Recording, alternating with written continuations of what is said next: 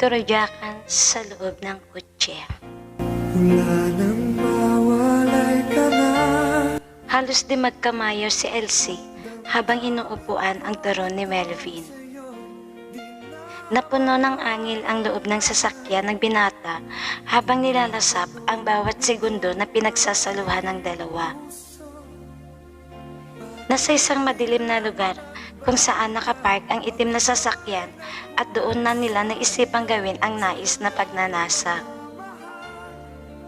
Halos di mapaghiwalay ang bibig ng mga ito. Habang patuloy sa tuknakan ay walang ginawa si Elsie kundi ang magtaas baba at gumeleng-geleng sa itaas ni Melvin. Walang pakialam ang dalawa sa paligid ng mga ito. Basta mairaos ang nararamdamang init. Tumagal ng ilang minuto sa ganoong posesyon ang dalawa. Gustong-gusto ng binata ang ginagawa ng babae. Turn on para sa kanya ang babaeng magaling gumeleng at agresibo pagdating sa ganoong labanan. Ilang beses na nila yung ginagawa. Hindi pa rin nito magawang tanggihan ang babae sa tuwing magyaya ito na lumabas sila. At doon na nga ang hantong ng kanilang pagkikita. May mga pagkakataon pa nga na mag-check-in sila sa isang motel para lang magawa nila ang mga nais magawa na sa tingin nila makakapagpaligaya sa kanila. Kahit sabihin na walang sila, sa madaling salita ay trip lang nila ang magtekeman at magparaos dahil kailangan nila ang isa't isa. Nung minsan nag-usap silang dalawa tungkol sa nais nilang gawin sa susunod nilang pagtatagpo. Dalaga at binata silang pareho, ngunit ni minsan ay hindi pa nila nalaman ang tunay na pangalan. Tanging tawagan lang nila na Honey. Yun ang nakasanayan nilang tawagan, pero hindi big deal sa kanila ang kanilang pagkakakilanlan. Ang importante sa mga ito ay masaya sila sa kanilang pinagsasaluhan sa mga oras na magkasama sila. Minsan na din sumagi sa isip ni Melvin na alamin ang tunay na nararamdaman ni Elsie sa kanya, pero walang matino na sagot. Kaya kung may nararamdaman ba si Elsie sa kanya, sagot lang nito ay meron. Kaya natawa naman si Melvin sa sagot nito. Sa bandang huli, binawi agad ng babae. Meron akong nararamdaman sa iyo, Han, pero bugli lang yon. Sabay tawa ng malakas. Kahit naiinis ay hinagkan na lang niya ito at pinanggigilang tukain hanggang sa mapunta na naman ang mainit na tagpo. Mula sa bebeg ay gumapang ang tuka nito patungo sa tinga ng dalaga. Mula sa tinga ay gumapang ang tuka nito patungo sa liig. At mula sa liig ay gumapang ang tuka nito sa gitnang dibdib.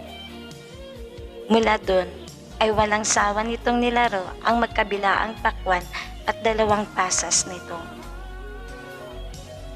Habang si Elsie naman ay nakangisi, nakagat ang pang-ibabang labi. Habang naglilikot ang mga kamay nito sa likod at ulo ng binata. Tumayo ang mga balahibo nito nang bumaba pa ang lalaki patungo sa puso niya. Sa ilang beses na nilang ginawa yon, ay sabik pa rin sa ganoong tagpo ang bawat isa.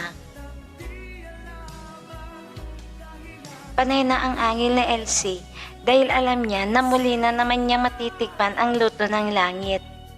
Tiwala siya sa binata na hindi siya bibiguin nito. Habang patuloy sa ginagawa si Melvin, ay ganoon na rin ang angil na Elsie. Di niya kayang tumahimik sa ganoong tagpo. Kaya mas ginanahan pa ang binata sa ginagawa na mas diniinan pa ang pasada ng alid nito sa laman ng dalaga. Nang marinig nito na nagmura ng paangil si Elsie, kaya mas pinanggigilan pa niya ito sa pagkain ng kanyang pork chop. Natuwa naman si Melvin sa katas na gatas ng dalaga na dumadaloy sa pork chop nito.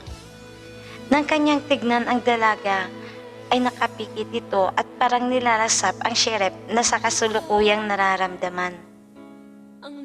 Napansin ni Elsie na tumigil saglit ang binata. Kaya naisip nito na siya naman ang gagawa para sa binata. Ako naman, Han, wika ng babae. Agad naman nahiga ang binata para hintayin ang gagawin ng dalaga.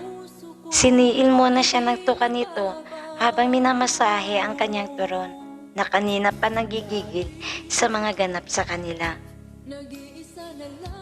Mula sa labi nito ay nagtungo sa tinga niya ang tuka na yon. Mula sa tinga nito ay nagtungo naman sa liig ng binata. Mula sa liig ay bumaba pa sa 2 pasas ng lalaki at doon pinagana ni Elsie ang alid para paglaruan ito. Nagpatuloy siya sa pagmamasahe ng kanyang turon. Ganun pa man, ay pinigilan ni Melvin na wag agad sumabog. Dahil sa madalas niyang pagpipigil ay natutunan na niya kung kailan ito lalabasan.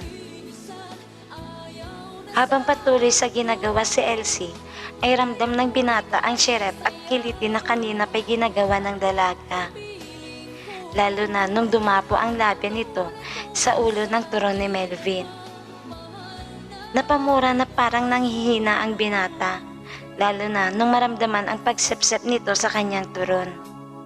Kagat labi na lang nito nilasap ang syerep na ginagawa ng dalaga. Sa ganoong bagay niya hinahangaan ang dalaga.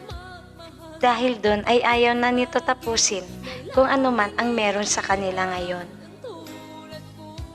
Nang maramdaman ni Melvin na parang malapit na ito mag-New Year, ay hinila na niya ang dalaga para pumatong ito at ipasok ang turon.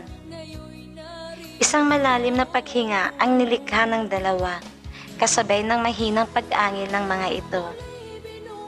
Parang nakaupo lang si Elsie dito, na hawak ang 2 tuhod. Habang si Melvin naman ay nakahawak sa biwang ng dalagang si Elsie. Nang magsawa, ay pinatahaya naman nito ang dalaga para matapos na ang unang laban nila. Higil pa na nagtukaan ang dalawa habang pinapasok ng binata ang turon nito sa pork chop na kanina pa'y basang-basa na. Nang magsimula na nitong tuknakin ang dalaga, ay tila musika sa pandinig nito ang bawat angil ng isa't isa. Maya't maya pa, napaangil na si Elsie sabay sabi na malapit na ito. Kaya mas nilaliman pa ni Melvin hanggang sa naramdaman nito na parang sinasakal ang kanyang turon sa loob ng pork chop ng dalaga. Di na rin napigilan na ilabas ang kanina pa'y gustong sumabog mula sa puso. Pagkat kapiling ko ang tulad mo sa akin naman. Natapos ang pag-iisa ng 2 kanina lang ay sabek na sabek. Nagpatuloy ang ganoong tagpo ng 2 hanggang isang araw ay dumalang na ang pagpaparamdam ni Elsie. Deactivate na rin ang FB account nito. Sa di malamang dahilan ay nakaramdam ng pagkabahala si Melvin. Lalo na nung huling chat nito sa kanya ay masama ang pakiramdam. Naisip din ni Melvin na baka umiiwas lang ito sa kanya.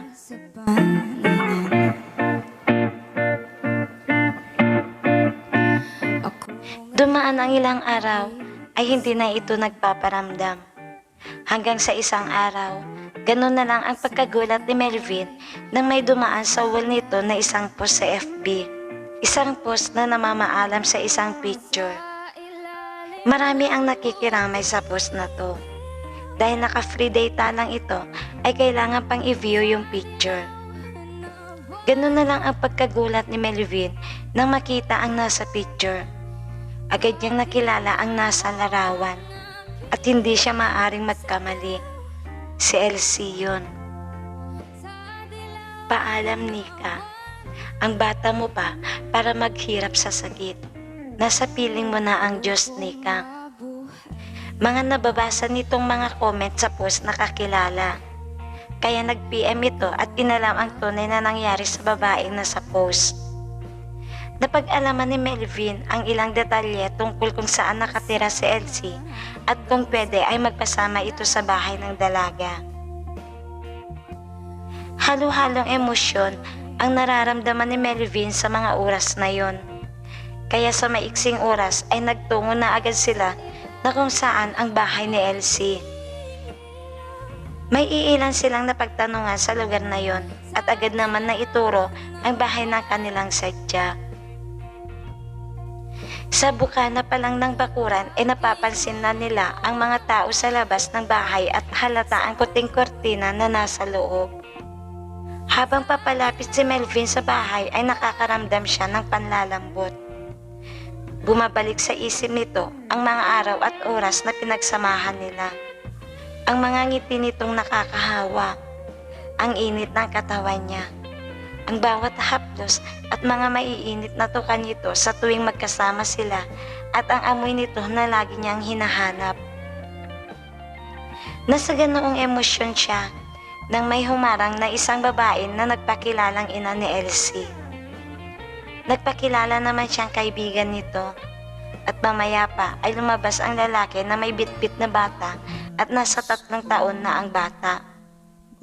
Nagulat si Melvin nang sabihin na asawa at anak ni Nika o Elsie ang nasa harapan nito. Nagulat man ay pinanindigan na ni Melvin na magkaibigan lang sila ni Nika at magkaklase sila noon nag-aaral pa ito. Nag-uusap pa sila ng asawa ni Nika. Matagal daw na may sakit ang asawa nito at ilang taon na din itong lumalaban sa sakit na kanser. Kaya nagtataka man ay sinakyan na lang ni Melvin ang kausap. Bago umalis si Melvin ay lumapit muna ito sa kabaong ng babae para makapagpaalam na. Paglabas ng pinto ay may nakasalubong itong pamilyar na mukha ng isang babae. May bitbit itong pinamili na mga tinapay at kape. Nagkatinginan sila at pareho na nagtataka. Nabasag lang ang kanilang katahimikan nang tawagin ng matandang babae ang pangalan nitong Nikki. Pinaupo muna siya ni Nikki, saka pumasok sa loob ng bahay para may ipasok ang mga pinamili. Pagkabalik ni Nikki sa kinauupuan ni Melvin, ay nagtanong ito kung paano niya nalaman ang bahay niya at kung bakit ito nagpunta. Kaya doon nagkwento si Melvin at kung saan niya nalaman. Mangiyak-ngiyak na nagpapasalamat ang binata na okay lang ito. Nagulat naman si Nikki sa mga reaksyon ng binata. Ramdam ng dalaga ang pag-aalala nito. Pero masaya na din ito dahil sa nalaman na nag-aalala ang binata sa kanya. Niyaya ni Melvin si Nika sa labas para makapag-usap at kumain. Di naman magawang tumanggi ang dalaga sa pag-anyaya ng binatang si Melvin. Noon ay nagkwento si Nikki, yun ang tunay na pangalan nito. Ang namatay ay kakambal nitong si Nika. May asawa na at anak na ito.